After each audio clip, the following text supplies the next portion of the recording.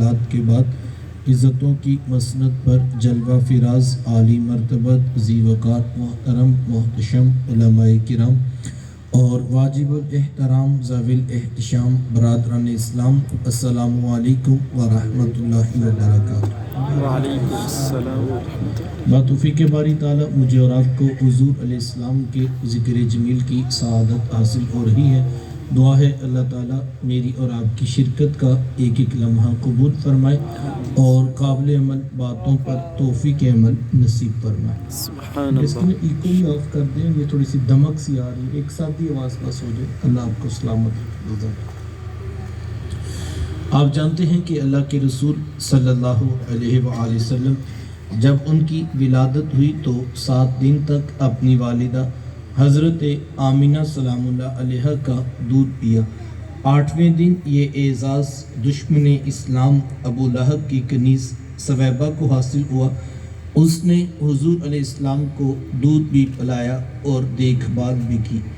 یہ چند دن کا دودھ تھا، یہ چند دن کی دیکھ بھال تھی، لیکن میرے آقا نے سویبہ کے اس احسان کو بھی پوری زندگی یاد رکھا۔ مکے میں تھے تو میری ماں کہہ کے پکارا کرتے۔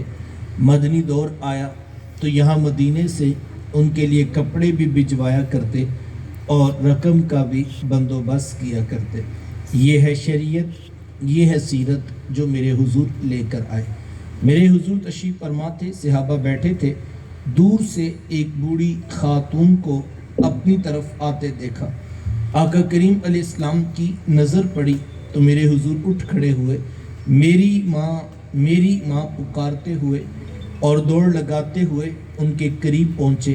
پھر کندھوں سے وہ چادر اتار کر نیچے زمین پر بچھا دی جسے میں اور آپ کائنات کا قیمتی اثاثہ سمجھتے ہیں۔ اپنی والدہ کو اس چادر کے اوپر بٹھایا، کان لگا کر گھنٹوں ان کی باتیں سنی، اور جب وہ بوڑھی خاتون خود اٹھ کر واپس جانے لگی تو کسی نے راوی سے پوچھ لیا، یہ آنے والی خوش قسمت خاتون کون تھیں کہ محبوب علیہ السلام نے کندھوں کی چادر ان کے قدموں کے نیچے بچھا دی؟ تو بتانے والے نے بتایا کہ تمہیں نہیں پتہ، یہی تو حضور علیہ السلام کی رضائی والدہ حضرت حلیمہ سعدیہ سلام اللہ علیہ۔ سبحان اللہ۔ سگی ماں تو سگی ماں ہے، میرے محبوب علیہ السلام نے تو دودھ پلانے والی ماں کو بھی اتنی عزتیں عطا کی۔ ماں باپ کیا ہوتے ہیں یہ زمانے کو میرے محبوب علیہ السلام نے آ کر بتلایا۔ آقا کریم علیہ السلام ایک دن صحابہ کو نماز پڑھانے آئے۔ تاحد نگاہ صحابہ نے اٹھ کر حضور کا استقبال کیا۔ محبتوں بھرا یہ ہجوم دیکھا تو چھم چھم آنکھوں سے آنسو برسنے لگے۔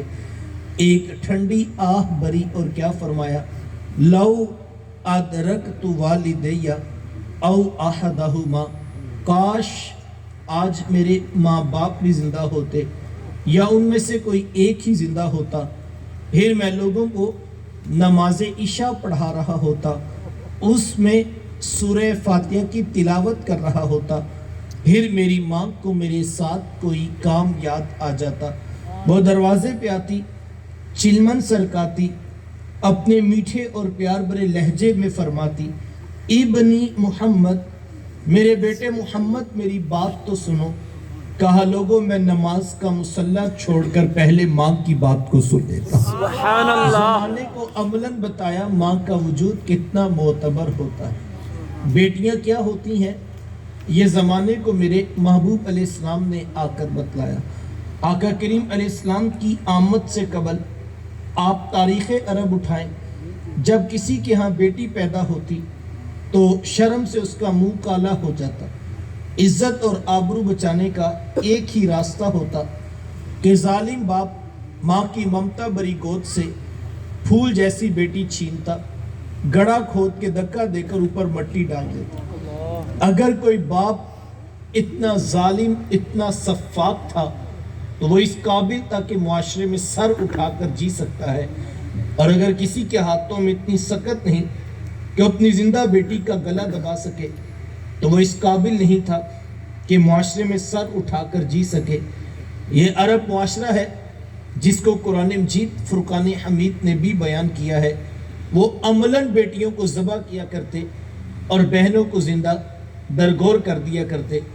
جس دور میں بیٹی ذبح کی جا رہی تھی، جس دور میں بہن زندہ درگور کر دی جاتی، میرے حضور اس دور میں کلمہ حق بلند کیا اور حضور میں بیٹیوں کو ذبح کرنے والوں سن لو، فاطمہ تو بدعۃ منی، میری فاطمہ تو میرے جگر کا بھی ٹکڑا ہے۔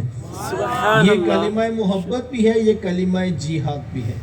دیکھیں آج میں یا آپ اپنی بیٹی یا بہن کے لیے کوئی پیار بری بات کہیں تو یہ بہت بڑی بات نہیں ہے۔ آج اس معاشرے میں بیٹی کی عزت ہے، آج اس معاشرے میں بہن کا وقار ہے۔ یوں ہی تو نہیں بوڑھا باپ اپنی جھکی ہوئی کمر پہ بوریاں لاد لاد کے مزدوری کر رہا ہے کہ میں نے اپنی بیٹی کو عزت کے ساتھ رخصت کرنا ہے۔ جوان سال بھائی فیکٹریوں میں اوور ٹائم لگا رہے ہیں کہ ہم نے بہنوں کو عزت کے ساتھ بیاہنا ہے۔ یار یہ باپ تو ذبح کرتا تھا، یہ بھائی تو زندہ درگور کر دیتا تھا، ان کے سینے میں اتنا کوٹ کوٹ کر پیار کس نے بھر دیا؟ جواب ایک ہی ملے گا، یہ فیض ہے آمینہ کے لال کا، یہ فیض ہے میلاد والے آقا کا، جنہوں نے کٹتی بیٹیوں کو عزت اور ذبح ہوتی ہوئی بہنوں کو زندگی کی بہاریں عطا فرمائی۔ آقا کریم علیہ السلام ایک دن گھر تشریف لائے تو ام المومنین حضرت سیدہ عائشہ صدیقہ رضی اللہ تعالی عنہا عرض کرتی ہیں کہ حضور آج بڑا عجیب واقعہ ہوا۔ حضور میں عائشہ آج کیا ہوا؟ عرض کی حضور ایک حبشیہ نیاد عورت آئی اور اس نے دروازے پر آ کر صدا لگائی۔ میں نے گھر میں تلاش کیا کہ کوئی چیز مل جائے تاکہ میں سائل کو صدقہ کر دوں۔ تلاشِ بسیار کے بعد مجھے صرف ایک کھجور ملی اور میں اس کو وہی صدقہ کر دیا۔ حضور اس نے اس کھجور کے 2 ٹکڑے کیے، ایک دائیں جانب والی بیٹی کو کھلا دیا اور ایک بائیں جانب والی بیٹی کو کھلا دیا۔ حضور ماں خود بھی بھوکی تھی، اس کا اپنا پیٹ بھی کمر سے لگا ہوا تھا، لیکن اس نے خود کچھ نہ کھایا اور سب کچھ اپنی بیٹیوں کو ہی کھلا دیا۔ یہ کہتے کہتے ام المومنین آپ دیدہ ہو گئی، آنکھوں میں آنسو آ گئے۔ تو حضور میں سنو عائشہ، اگر کل قیامت کے دن ان بچیوں کی ماں کو جہنم میں جانے کا حکم ہو گیا تو یہی بیٹیاں درمیان میں آڑ بن کے کھڑی ہو جائیں گی سبحان کہ اللہ۔ مالک ہم تو اپنی ماں کو جہنم میں نہیں جانے دیں گی، اللہ ان بچیوں کی سفارش قبول کر کے ان کی ماں کو جنت عطا کرے گا۔ سبحان کہاں اللہ۔ بیٹیاں باعث شرم و ننگوار سمجھی جاتی تھی، کہاں بیٹیاں ہی دخول جنت کا سبب قرار پائیں۔ خود فرمایا جس کو اللہ نے 2 بیٹیاں یا 2 بہنیں عطا کی، پھر اس نے ان کی پرورش کی، ان کی تربیت کی، یہاں تک کہ ان کا نکاح کر دیا اور پھر پیچھے سے بھی اس نے خیر خبر رکھی، تو میرے حضور فرماتے ہیں اتنا خوش قسمت شخص ہے، کل قیامت کے دن میرے اتنے قریب ہوگا جتنی یہ 2 انگلیاں آپس میں قریب ہیں۔ یہ اعزاز، یہ تکریم کس کو ملے گی؟ جس نے بیٹیوں سے وفا کی ہوگی۔ بہنیں کیا ہوتی ہیں یہ زمانے کو میرے حضور علیہ السلام نے آ کر بتلایا۔ آپ جانتے ہیں آقا کریم علیہ السلام کی نہ کوئی سگی بہن تھی اور نہ کوئی سگا بھائی۔ میرے حضور در یتیم ہیں۔ سینہ صدف میں اکیلے پرورش پانے والے موتی کو در یتیم کہا جاتا ہے۔ حضور بطن آمنہ میں اکیلے پرورش پائی ہے، لیکن جب رضاعت کا شرف عطا کرتے ہوئے میرے حضور حضرت حلیمہ سعدیہ سلام اللہ علیہا کے ہاں تشریف لے گئے۔ آپ جانتے ہیں کہ ان کی ایک بیٹی تھی جن کا نام شیمہ یا شیمہ بتایا جاتا۔ وہ رشتے میں حضور علیہ السلام کی رضائی بہن لگتی تھی۔ قبیلہ بنو سعد کے رواج کے مطابق شام کو جب مائیں کھانا پکانے لگتی تو بہنیں اپنے بھائی گود میں اٹھا کر باہر کھلے میدان میں لے آتی۔ ہر بہن کی گود میں اس کا بھائی ہوتا اور وہ اپنے بھائی کے حسن کے قصیدے پڑھ رہی ہوتی۔ اگر کسی کے بھائی کا رنگ کالا ہوتا تو وہ کہتی رنگ کالا ہے تو کیا ہوا، میرے بھائی کے نقوش دیکھیے کتنے خوبصورت ہیں، اس کی اٹھی ہوئی ناک، اس کی جھیل جیسی خوبصورت آنکھیں تو دیکھو کتنی پیاری۔ تو وہ نقوش کو معیار حسن قرار دیتی، اور اگر کسی کے بھائی کا رنگ گورا چٹا ہوتا تو وہ کہتی جناب رنگ نہیں تو کچھ نہیں، حسن تو ہوتا ہی سارا رنگت میں ہے، میرے بھائی کا رنگ دیکھو کتنا گورا چٹا ہے۔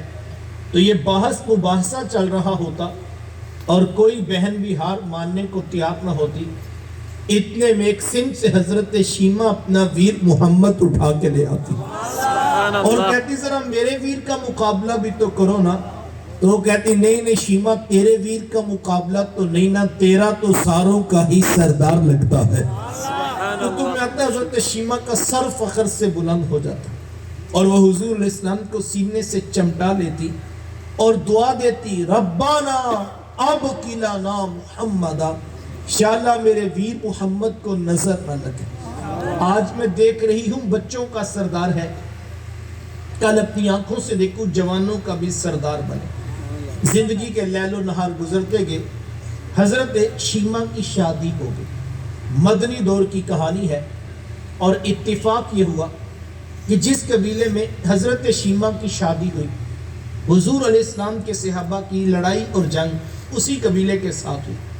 ان کے کچھ بندے قتل کر دیے اور کچھ کو قیدی بنا کر صحابہ اپنے ساتھ لے آئے۔ عرب کے رواج کے مطابق قیدیوں کو چھڑانے کے لیے قوم کے سردار فدیہ اور فنڈ اکٹھا کرنے نکلے، ہر دروازے پر دستک دیتے اور فنڈ مانگتے۔ چلتے چلتے حضرت شیمہ کے دروازے پر بھی پہنچ گئے، دستک دی تو پوچھا کون؟ کہا قبیلے کے سردار ہیں، فنڈ اکٹھا کر رہے ہیں، تم بھی اپنا حصہ ڈالو۔ پوچھا یہ فنڈ کس لیے اکٹھا ہو رہا ہے، یہ رقم کیوں جمع کی جا رہی ہے؟ تو کہا کہ مدینے میں ایک شخص ہے، ادعائے نبوت رکھتا ہے، اس نے ہمارے لوگ پکڑ لیے ہیں اور ہم نے اپنے قیدی چھڑانے ہیں۔ تو پوچھا کہ ان کا نام کیا ہے؟ کسی کی زبان سے بے ساختہ نکلا محمد صلی اللہ علیہ وآلہ وسلم۔ ایک عرصے کے بعد حضور علیہ السلام کا نام سنا تو آنکھوں میں آنسو آ گئے۔ کہا انہوں نے تمہارے بندے پکڑے ہیں؟ کہا ہاں انہوں نے ہمارے لوگ پکڑے۔ کہا پھر فنڈ اکٹھا کرنا چھوڑو، صرف مجھے ساتھ لے چلو۔ کہا تم کیا کرو گی؟ کہا تمہارے قیدی چھڑا کے لاؤ۔ کہا تم ان کو جانتی ہو؟ کہا ہاں تمہیں نہیں پتا، وہ میرے بچپن کے ویر اور بھائی لگتے ہیں، میں تمہارے قیدی چھڑا کے دکھاؤں۔ حضرت شیمہ قبیلے کے سرداروں کو ساتھ لیا اور حضور علیہ السلام کے خیمہ نوری کی طرف سفر شروع کیا۔ یہ وہ وقت تھا جب ادب کی آیات نازل ہو چکی تھی، خبردار میرے رسول کی آواز سے آواز بھی اونچی نہ کرنا ورنہ زندگی کی ساری کمائی غارت کر کے رکھنا۔ صحابہ ننگی تلواروں سے در حبیب پہ پہرا دے رہے تھے۔ حضرت شیمہ اس خیال سے کہ میں تو اپنے بھائی کو ملنے جا رہی ہوں، جب آگے بڑھنا چاہا تو پہرے داروں نے تلواریں سونپ دی۔ رک جا دیہاتی عورت، جانتی نہیں آگے کوچائے رسول ہے، آگے تو بغیر اجازت کے جبریل نہیں جا سکتے، تو کون؟ روایت میں آتا ہے جب راستہ روک دیا گیا، تلواریں سونپ دی گئیں، تو حضرت شیمہ نے یوں ہاتھ سے تلوار کو جھٹک کے کہا خلو سبیلی وَعَلَمُوا أَنَا أُخْتُ نَبِيِّكُمْ، کہا میری راہیں چھوڑ دو، جانتے نہیں میں تمہارے نبی کی باجی اور بہن لگتی ہوں۔ یہ آواز کانوں میں پڑی، صحابہ کی آنکھوں پر پلکوں کی چلمنے آ گئی، نگاہیں نیچی کر دی، تلواریں پیچھے ہٹا دی۔ حضرت شیمہ پورے پروٹوکول سے حضور علیہ السلام کے خیمہ نوری کی طرف بڑھی۔ میرے حضور جب دور سے بہن کو آتے دیکھا، حضور اٹھ کر استقبال کیا، مرحبا خوش آمدید پیش کرتے ہوئے فرمایا میری بہن آج کدھر کو آنا ہوا؟ عرض کی حضور آپ کے بندوں نے ہمارے کچھ لوگ پکڑ لیے ہیں، میں ان قیدیوں کو چھڑانے کے لیے آئی ہوں۔ سنو بھائیو، اللہ کے رسول نے کیا ارشاد فرمایا؟ حضور میں میری بہن تو نے آنے کی زحمت کیوں گوارا کی؟ تو گھر بیٹھے بھی پیغام بھیج دیتی، میں محمد تیرے کہنے پہ ہی ساروں کو چھوڑ دیتا۔ سبحان اللہ۔ زمانے کو عملاً بتایا دروازے پر بہن کا آنا کتنا معتبر ہوتا ہے۔ پھر چند جوڑے، کچھ گھوڑے، بہت سارا ساز و سامان، اور میرے حضور خود بہن کو چھوڑنے کے لیے دروازے تک تشریف لے آئے۔ صحابہ نگاہیں نیچی کیے، محبوب علیہ السلام کے ادب میں کھڑے تھے۔ کہ حضور میں صحابہ میں جب بھی قیدی چھوڑا کرتا ہوں پہلے تم سے مشورہ کیا کرتا ہوں.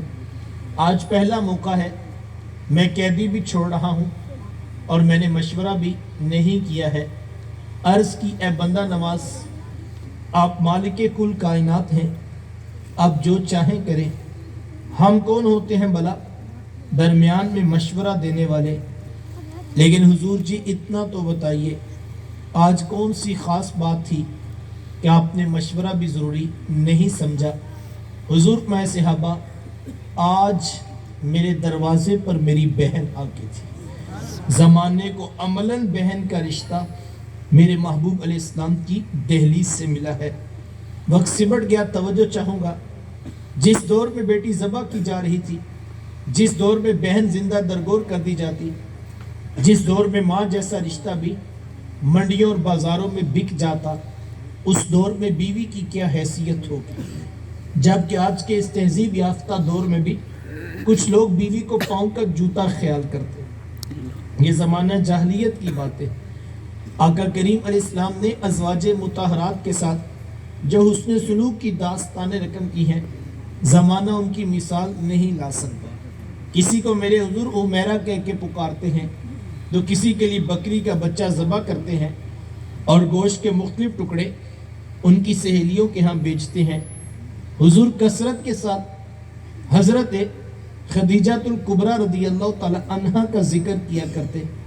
حضرت سیدہ عائشہ صدیقہ رضی اللہ تعالیٰ عنہ فرماتی ہیں کہ میرا جو ان سے تعلق تھا ایک دن میری زبان سے بے ساختہ نکل گیا کہ حضور اللہ نے آپ کو بہتر ازواج عطا کر دی اور آپ ابھی تک اس بوڑھی عورت کو نہیں بھولے.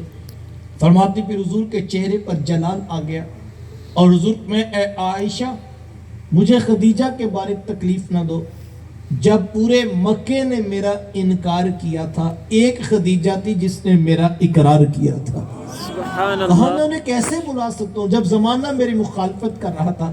خدیجہ اس وقت بھی میرے سے محبت کی دعوے دار تھی.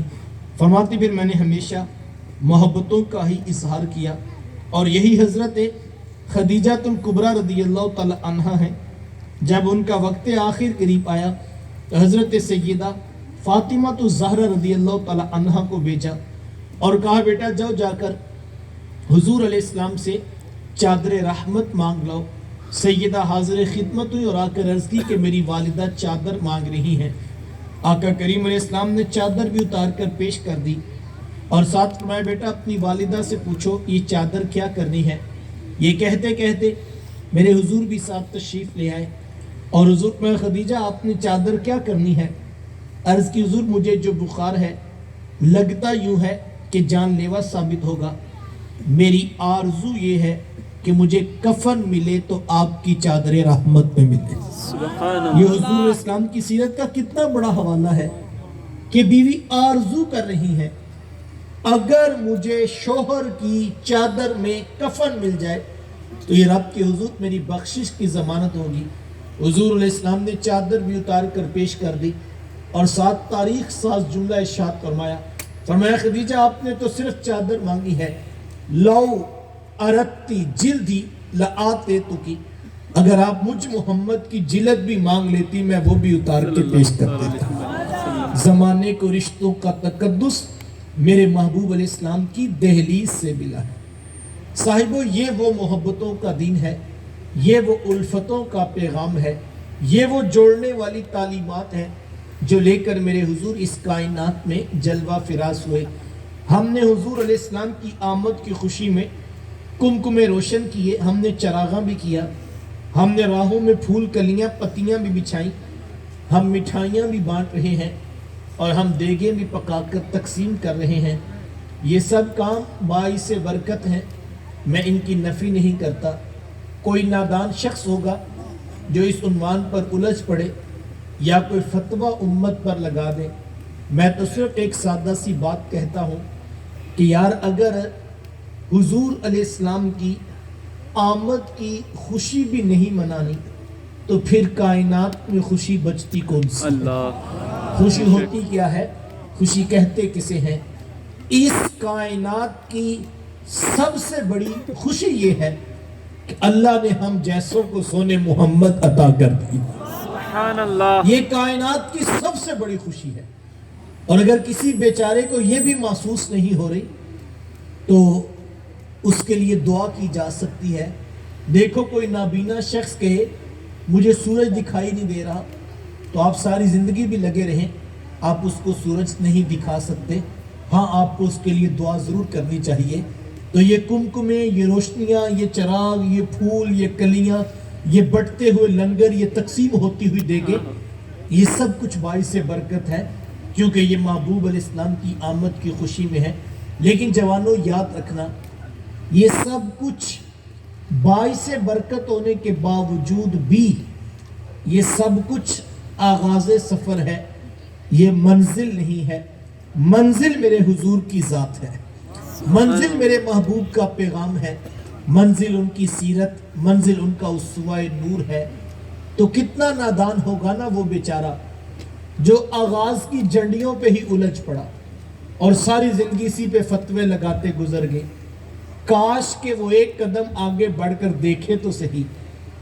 یہ جنڈیاں تو صرف کمزور لوگوں کا اظہار محبت ہے، ورنہ منزل تو حضور کی ذات ہے، منزل تو محبوب کا ہی پیغام ہے، منزل تو انہی کی باتیں، منزل تو انہی کی سیرت ہے. اور میں ایک اور جملہ بھی کہوں گا یار، جس سفر کا آغاز اتنا خوبصورت ہے اس کی منزل کتنی پیاری ہوگی.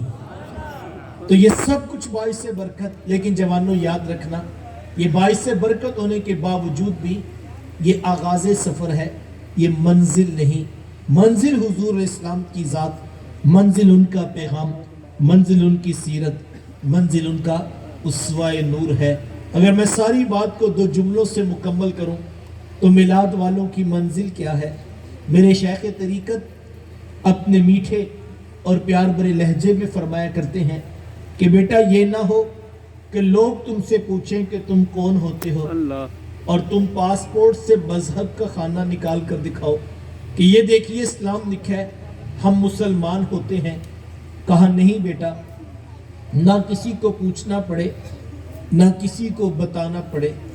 تم دور سے آ رہے ہو، تمہاری وضاحت، شکل و صورت، چال ڈھال، انداز معاشرت، طرز زندگی اتنا خوبصورت ہو کہ لوگ مسکرا کے کہیں وہ دیکھو میلاد والے آقا کا امتی آ رہا ہے. سبحان اللہ. یہ میلاد کی منزل ہے اور ہم نے یہاں تک پہنچنا ہے. دیکھو ہمیں ہر بار نعرہ لگا کے کیوں بتانا پڑے کہ ہم حضور کے عاشق ہیں.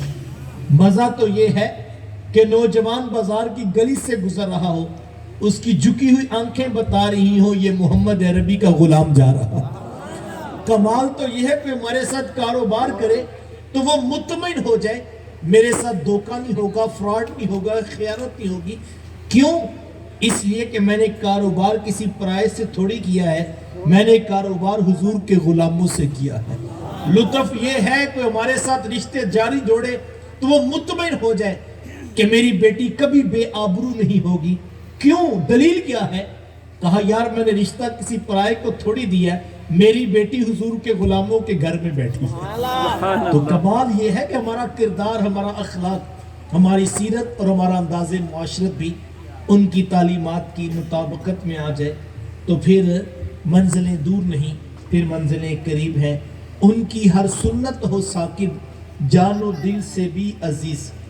ان کی ہر سنت ہو ثاقب، جان و دل سے بھی عزیز. مصطفیٰ کی ذات میں یوں فنا ہو جائیے، مصطفیٰ کی ذات میں یوں فنا ہو جائیے. اللہ کی بارگاہ میں دعا گو ہوں، اللہ میرے منتظمین کو جنہوں نے